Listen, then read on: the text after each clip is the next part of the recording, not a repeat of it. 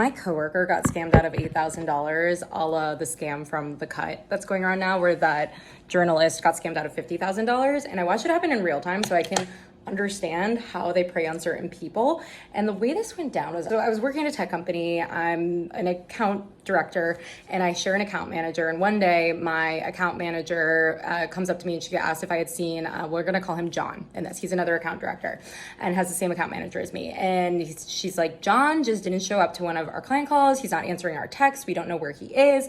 And I was just like, wow, he must have had a huge emergency if he's just disappeared, right? And he's gone for hours. Someone in the office was like, I have him on Find My Friends, and he's around Union Square in New York City, and he's just like bopping around. And I'm thinking, like, what hospital is there? Like, he must be at a hospital if he's not answering his phone, right? Like, something's terribly wrong. He gets back hours later and he looks like so like crestfallen. He looks like PTSD, like shaken up, like sweating.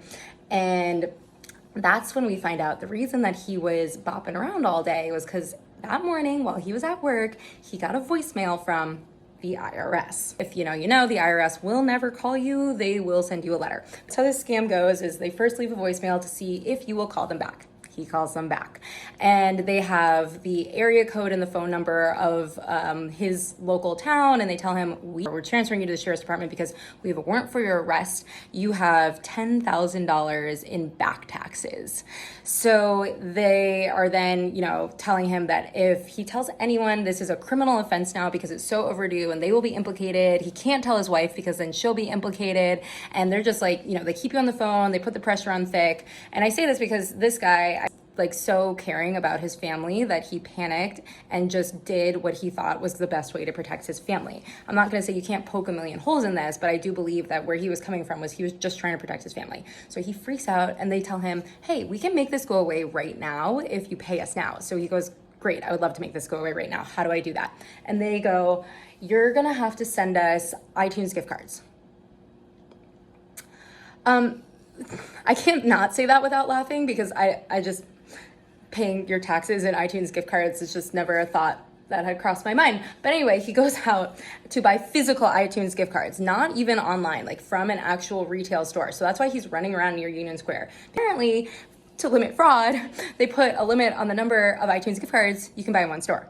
So he's running around trying to collect all the iTunes gift cards. And while this is happening, apparently one of his banks is calling him like, is this fraud? And he's like, no, put it through. Gotta buy the gift cards. Because then he had to read them, all the numbers on the iTunes gift cards, like all the codes. He read them every single code off of every single gift card.